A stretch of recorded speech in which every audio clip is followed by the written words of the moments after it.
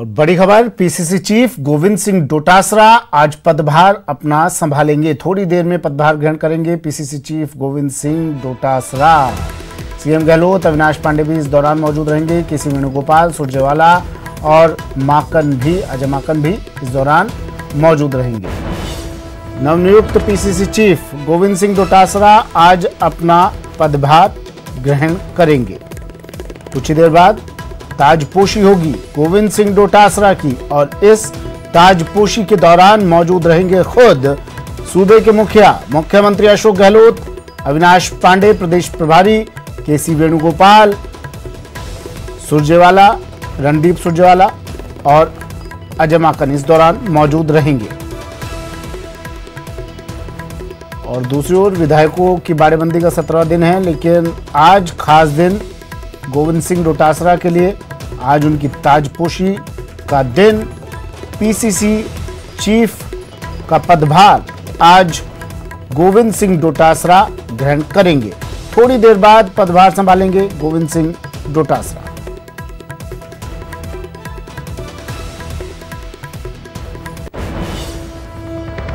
चलिए, तो कुछ देर बाद गोविंद सिंह डोटासरा की ताजपोशी होगी। होटल फेयरमाउंट से मेरे सहयोगी आसिफ हमारे साथ जुड़े हुए हैं और गोवर्धन चौधरी पीसीसी के बाहर से हमारे साथ जुड़े हुए हैं। गोवर्धन, पहले आपके पास में आ रहा हूं, क्या तैयारियां यहां पर?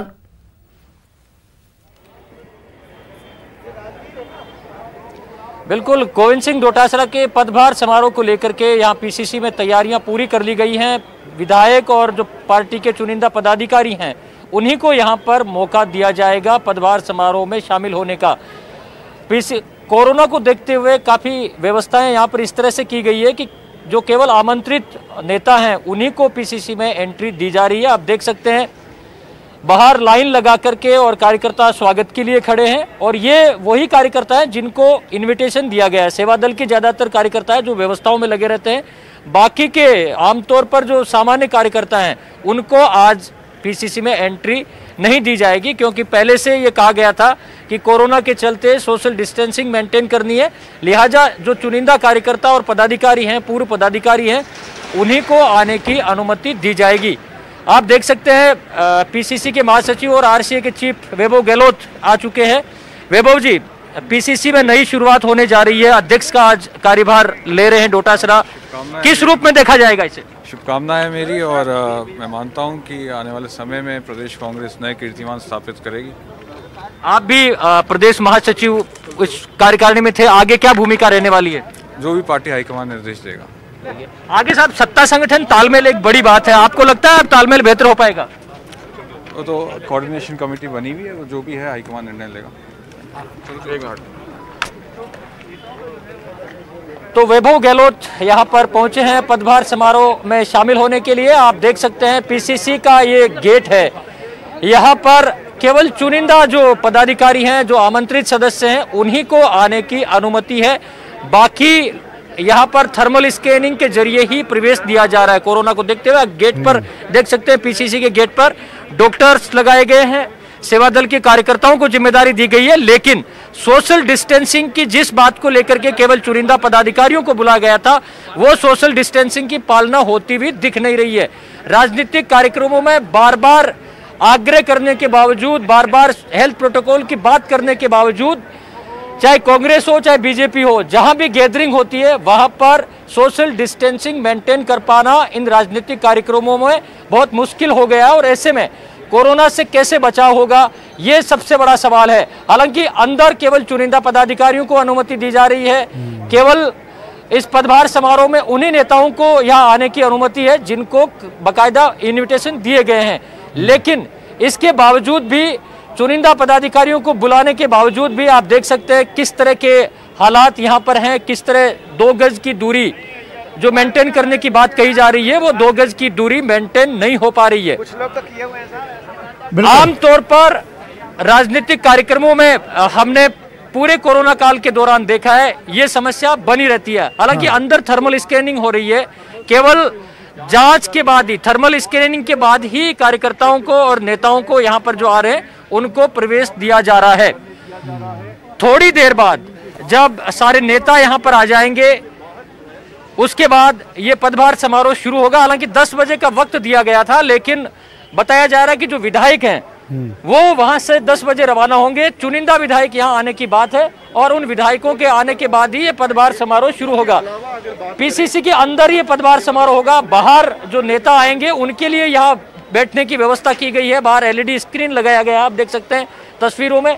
पीसीसी के बाहर ये कुर्सियां लगा करके और जो और पदाधिकारी हैं उनके बैठने की व्यवस्था की गई है। पदभार समारोह की लाइव टेलीकास्ट के लिए यहाँ पर एलईडी स्क्रीन भी लगाया गया है, जिसके जरिए जिनको अंदर बैठने की जगह नहीं मिलेगी वो बाहर से ये पदभार समारोह देख सकेंगे। चलिए मैं फिर से आ रहा हूँ गोवर्धन आपके पास। आसिफ मेरे सहयोगी फेयरमाउंट होटल से हमारे साथ जुड़े हुए हैं, सुधीर शर्मा हमारे साथ न्यूज रूम से जुड़े हुए हैं। सुधीर आपके पास मैं आऊँ उससे पहले फेयरमाउंट होटल लिए चलता हूँ दर्शकों को। आसिफ कितनी देर में यहाँ से निकलेंगे तमाम लोग, विधायक पीसीसी के लिए रवाना होंगे, क्या हलचल है वहां पर? सुमित, जिस तरीके से फेयरमाउंट होटल के बाहर हलचल बढ़ी थी, उस हलचल को हुए 1 घंटा बीत चुका है। 10 बजे का पीसीसी का कार्यक्रम था, लेकिन 10 बज चुके हैं। लगता नहीं है कि 10 बजे 10:30 बजे तक भी ये कार्यक्रम शुरू हो पाएगा, लेकिन अंदर से जो तस्वीरें सामने आ रही है या अंदर से जो जानकारी सामने आ रही है उसके मुताबिक विधायक जो हैं वो बसों के अंदर बैठना शुरू हो चुके हैं। आप मेरे पीछे देख सकते हैं सुमित, इसी रास्ते से जो है वो बसें निकलेंगी। पुलिस का जाब्ता जो है वो बहुत ज्यादा बढ़ा दिया गया है। 4 बसें बताई जा रही है सुमित, जिनके अंदर बैठकर ये विधायक जो है पीसीसी की तरफ रवाना होंगे। और जो जानकारी मिल रही है उसके मुताबिक सीएम खुद जैसे इन विधायकों को लेकर बस में यहाँ पहुंचे थे, वैसे ही उनके साथ पीसीसी दफ्तर जो है वो जाएंगे। बसें अंदर हैं और कुछ विधायक बसों के अंदर बैठ भी चुके हैं। अब इंतजार इस बात का है कि ये बसें यहाँ से कितनी देर के अंदर निकलेंगी। यहाँ से पीसीसी पहुंचने के अंदर अगर क्लीन रूट भी मिलता है उनको, तब भी 20 से 25 मिनट का रास्ता जो है तय करना पड़ेगा। तो ये समय जो है वो पदभार ग्रहण का अभी और आगे बढ़ सकता है। सुमित, सुधीर, इस पूरे राजनीतिक घटनाक्रम पर पीसीसी के बाहर अभी गोवर्धन तस्वीरें दिखा रहे थे, होर्डिंग पर से चेहरे बदल रहे हैं। होर्डिंग लगाए जाते हैं, फिर उतारे जाते हैं, फिर लगाए जाते हैं, और लेकिन अब फाइनल जो लगाया जा रहा है उस पर चेहरा बदल दिया गया है।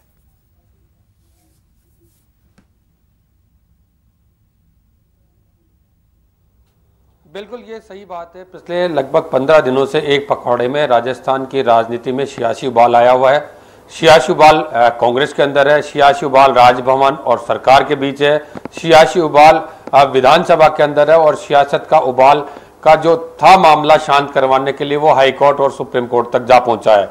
तो ये सियासत है, राजनीति है, जिसमें उबाल आना स्वाभाविक सी बात है। चेहरे बदलते रहते हैं, राजनीतिक की जो शतरंज की चाल है उसमें ये सब बदलता रहता है। लेकिन फिलहाल मैं यहाँ एक बात करना चाहूंगा कि राजभवन और राज्य सरकार के बीच में विधानसभा सत्र को आहूत किए जाने को लेकर अभी टकराव की स्थिति सुलझती नजर नहीं आ रही, क्योंकि जिस तरह कल कैबिनेट की बैठक हुई उसके अंदर जो राजभवन से 3 सवालों के जवाब मांगे गए थे वो भिजवा दिए गए, और बताया जा रहा था कि 31 जुलाई से यह सत्र आहूत होना था।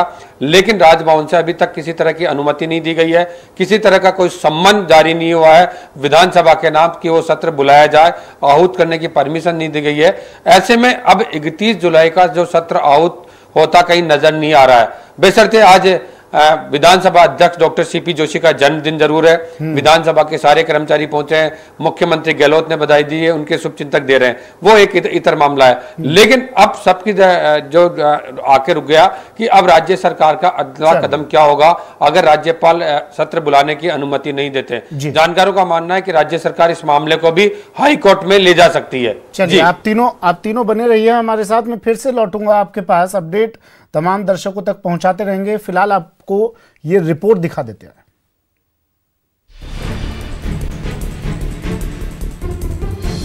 तैयारी पूरी, ताजपोशी की बारी। डोटासरा संभालेंगे पीसीसी चीफ का पद।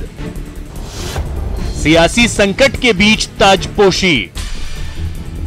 जी हां, सियासी संकट जारी है और इसी बीच तैयारी ताजपोशी की है। पीसीसी चीफ गोविंद सिंह डोटासरा की कोरोना की वजह से कार्यक्रम भले ही छोटा है, पर सियासी संदेश कहीं बड़ा। पीसीसी में होने वाले पदभार ग्रहण समारोह में सीएम अशोक गहलोत, प्रभारी अविनाश पांडे, रणदीप सुरजेवाला, अजय माकन सहित कई वरिष्ठ नेता, मंत्री और सभी विधायक रहेंगे। यानी मौका तो होगा पीसीसी चीफ के पदभार ग्रहण का, लेकिन इसमें भी छिपा है गहलोत गुट का शक्ति प्रदर्शन। गोविंद सिंह डोटासरा कौन है, उनका सियासी सफर अब तक कैसा रहा है, सब बताएंगे। लेकिन पहले उन चुनौतियों को जान लीजिए जिनसे गोविंद सिंह डोटासरा को दो चार होना है। कांग्रेस प्रदेशाध्यक्ष के तौर पर डोटासरा के सामने पार्टी संगठन को एकजुट रखना बड़ी चुनौती है। दूसरी बड़ी चुनौती पार्टी संगठन के रिजल्ट ओरिएंटेड टीम बनाना है। आगे निकाय चुनाव और पंचायत चुनाव में अच्छा प्रदर्शन करना भी रहेगी चुनौती। और चौथी चुनौती सत्ता संगठन में तालमेल और कांग्रेस कार्यकर्ताओं में फिर से जोश भरने की है। ये तो बात चुनौती की हो गई। अब ये जान लीजिए कि इन चुनौतियों का सामना करने वाले गोविंद सिंह डोटासरा हैं कौन। प्रदेश के नए पीसीसी अध्यक्ष हैं गोविंद सिंह डोटासरा। प्रदेश के शिक्षा मंत्री हैं गोविंद सिंह डोटासरा। सीकर के रहने वाले हैं गोविंद सिंह डोटासरा। डोटासरा ने 1981 में राजनीतिक जीवन की शुरुआत की। 2005 में कांग्रेस के टिकट पर पंचायत समिति सदस्य बने। लक्ष्मणगढ़ सीट से 2008 में पहला विधानसभा चुनाव जीता। 2013 में बीजेपी के सुभाष महरिया को हराकर जीते डोटासरा। 2018 में लक्ष्मणगढ़ सीट पर डोटासरा ने जीत की हैट्रिक लगाई। पेशे से वकील हैं गोविंद सिंह डोटासरा। साफ है, चुनौती है तो डोटासरा के पास अनुभव भी है। ऐसे में देखना होगा कि डोटासरा अपने पहले के प्रदेशाध्यक्षों के नक्शे कदम पर चलते हैं या कोई नई लकीर खींचने में कामयाब रहते हैं। न्यूज़ 18 राजस्थान के लिए जयपुर से गोवर्धन चौधरी की रिपोर्ट। चलिए फिर से लिए चलते हैं आपको पीसीसी लिए चलते हैं फिर से। गोवर्धन हमारे साथ जुड़े हुए हैं पीसीसी और आसिफ फेयरमाउंट से हमारे साथ जुड़े हुए हैं। गोवर्धन, अब क्या कुछ वहां पर हलचलें बड़ी होंगी? देखिए तस्वीरें आप दिखा रहे हैं और इन तस्वीरों का जिक्र मैंने अभी सुधीर से भी किया था। वो अगर आप दोबारा से दिखा सके तस्वीरें, वो होर्डिंग जिस पर चेहरे बदले जा रहे हैं लगातार बार बार, और अब फाइनल चस्पा हो गया है उस पर चेहरा गोविंद सिंह डोटासरा का। सचिव है आज गोविंद डोटासरा जी का शपथ ग्रहण समारोह है और उसके अंदर हम लोग कांग्रेस की तरफ से, एआईसीसी की तरफ से हम सब लोग यहाँ आए हैं। किस तरह का ये जो नया बदलाव है, क्योंकि जिस तरह इस माहौल में वो पदभार संभालने जा रहे हैं, चुनौतियों का मुकाबला कर पाएंगे? क्योंकि पार्टी को वापस से खड़ा करने की चुनौती है। संगठन का काम कभी रुकता नहीं है और आला कमान ने जो नियुक्ति कर दी है उनको पदभार लेकर अपना काम संगठन का शुरू करना है। आप क्या चुनौतियां मानते हैं? बस धीरज गुर्जर यहाँ पहुंचे हैं। देखिए तो धीरज गुर्जर जो यूपी कांग्रेस के सह प्रभारी सचिव हैं, वो यहाँ पर पदभार ग्रहण समारोह में यहाँ पर आए हैं। धीरज गुर्जर को यूपी की जिम्मेदारी जरूर है, लेकिन राजस्थान की राजनीति में वो अभी भी सक्रिय हैं। गोविंद सिंह डोटासरा के सामने चुनौतियों का मुकाबला करने का सवाल, उनसे जुड़ा हुआ सवाल हमने उनसे किया है। तो ज्यादातर नेताओं का ये कहना है कि संगठन का काम नहीं रुकता, लेकिन डोटासरा ऐसे वक्त में अध्यक्ष बने जब कई तरह की चुनौतियां हैं। आप देख सकते हैं नेताओं के आने का सिलसिला लगातार जारी है। मोहन प्रकाश जो अभी प्रवक्ता बनाए गए हैं वो यहाँ पर आए हैं। मोहन प्रकाश जी, नहीं, अब हमारे जो नए अध्यक्ष हैं वो पंचायत से लेके और राज्य तक उन्होंने काम किया है और मुझे उम्मीद है कि उनके नेतृत्व में निश्चित तौर पर कांग्रेस संगठन और मजबूत हो। 2005 से लेकर 2020 महज 15 साल में कोई छोटा सा कार्यकर्ता अध्यक्ष पद तक पहुंचता है कांग्रेस में? क्यों नहीं पहुंचेगा भाई, जो जिसको अवसर मिलेगा वो करेगा, अपनी भूमिका को ही पूरा करेगा। और उन्होंने साबित किया है प्रशासन में भी, वक्ता में भी, संगठन में भी 6-7 साल तो वो जिलाध्यक्ष रहे। तो मुझे उम्मीद है कि बहुत अच्छा ये माहौल में कैसे काम कर पाएंगे वो? बहुत अच्छा करेंगे, देखिएगा साहब। ये जो अभी तीसरी बार गवर्नर ने प्रस्ताव वापस भेजा गया है, ये जो पूरा सियासी संकट चल रहा है, आपको क्या लगता है आगे कांग्रेस किस तरह लेके जाएगी? मैं शाह और तानाशाह से कहना चाहता हूं कि गवर्नर के पीठ के पीछे छुपकर वार मत करो। खुलकर सामने आओ। और इस देश के सभी राजनीतिक दलों से मैं अपील करना चाहता हूं कि आज जो देश के अन्य राजनीतिक दल मौन रखे हैं, कल उनके साथ भी इसी तरीके से संविधान विरोधी कार्य होगा। इसलिए पूरे देश के लोगों को इसके खिलाफ खड़ा होना चाहिए। आगे क्या करेंगे अगर तीसरी बार गवर्नर ने फाइल को अगर लौटा दिया, सत्र नहीं बुलाने का दे दिया, तो कांग्रेस की रणनीति क्या होगी आगे? अब हमारे जो सीनियर लीडर्स हैं सब मिलकर तय करेंगे, निश्चित तौर पर। मोहन जी से हम बात करते हैं। मोहन जी, आज पीसीसी चीफ को नया कप्तान। चलिए, बिल्कुल बिल्कुल गोवर्धन, मैं फिर से लौट रहा हूँ आपके पास। महेश दाधीच भी हमारे साथ जुड़ गए हैं, पीसीसी के बाहर मौजूद है महेश दाधीच भी। महेश, क्या तस्वीरें हैं वहां पर? कितनी देर में कार्यक्रम अब शुरू होगा, क्योंकि वक्त शायद बदल रहा है?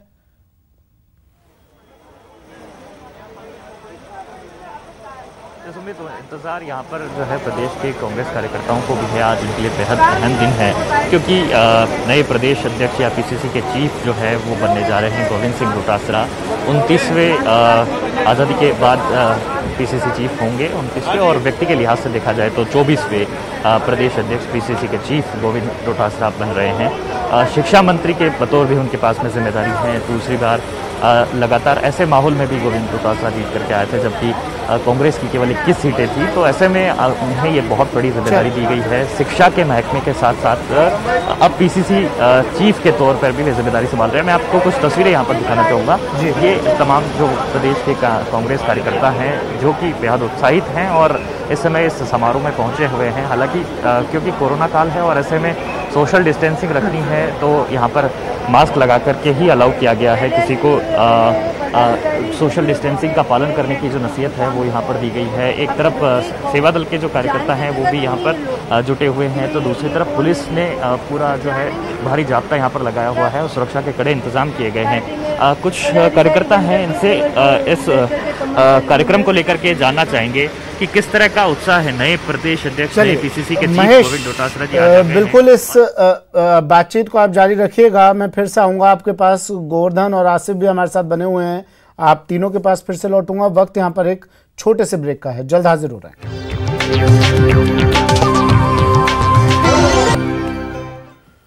ब्रेक के बाद स्वागत है आपका। बड़ी खबर इस वक्त की, अग्रसेन गहलोत की मुश्किलें बढ़ सकती हैं। आज ईडी ने अग्रसेन को पूछताछ के लिए दिल्ली बुलाया है। उर्वरक घोटाले के मामले में ईडी पूछताछ करेगी अग्रसेन गहलोत से। कुछ दिन पहले ही मामला दर्ज हुआ था। मुख्यमंत्री के भाई हैं अग्रसेन गहलोत और इस पर जमकर राजनीति भी हो रही है। शंकर आनंद मेरे सहयोगी हमारे साथ फोन लाइन पर जुड़े हुए हैं। शंकर, ये मामला ऐसा जो राजस्थान की सियासत को भी इस मामले ने खूब गरमाया। ईडी कई लोगों से पूछताछ कर रही है, लेकिन अग्रसेन गहलोत से पूछताछ काफी अहम हो जाता है। निश्चित तौर पर देखिए, अग्रसेन गहलोत को आज केंद्रीय जांच एजेंसी ईडी ने आज दिल्ली स्थित मुख्यालय में पूछताछ के लिए बुलाया है। तो तकरीबन 10 से 10:30 बजे के लगभग 10:30 बजे के लगभग में इनके पहुंचने की उम्मीद है। और उर्वरक घोटाला जो था, जो तकरीबन 2013 के बीच का मामला था, उस वक्त का ये मामला, उस मामले में आज विस्तार से उससे पूछताछ की जाएगी। और जो पूछताछ की प्रक्रिया होगी उसमें तमाम उनके बयान को कलमबद्ध किया जाएगा, यानी कि उसको लिखा जाएगा और उनके हाथ से ही लिखवाया जाएगा और बकायदा इस मामले पर आगे की पूछताछ होगी। इस मामले में हमारे सूत्र ये भी बताते हैं कि आने वाले वक्त में कई आरोपियों की पूछताछ होने वाली है। तो एक तरह से देखा जाए कि इस मामले में अगर अग्रसेन गहलोत की बात करें तो एक और मामला, कई मामलों में बकायदा अलग अलग मामलों में तफ्तीश चल रही है, लेकिन आज जो पूछताछ होगी वो उर्वरक घोटाला मामला है। और उस मामले में किस तरह से फर्जीवाड़ा किया गया था, किस तरह से जो किसानों को दी जाने वाली उर्वरक जो था वो उसको निर्यात कर दिया गया था। तो इस मामले में जिस तरह से केंद्रीय राजस्व खुफिया एजेंसी डीआरआई जो है वो जिस तरह से इस मामले को दर्ज किया था, इसी मामले को आधार बनाते हुए जिस तरह से कस्टम विभाग ने एक चार्जशीट भी दायर किया था, तो उस चार्जशीट के आधार पर जो तमाम आरोप तय हुए थे उसी के आधार पर केंद्रीय जांच एजेंसी ईडी ने इस मामले को दर्ज किया था पिछले कुछ दिनों पहले। चलिए, शुक्रिया शंकर तमाम जानकारी के लिए।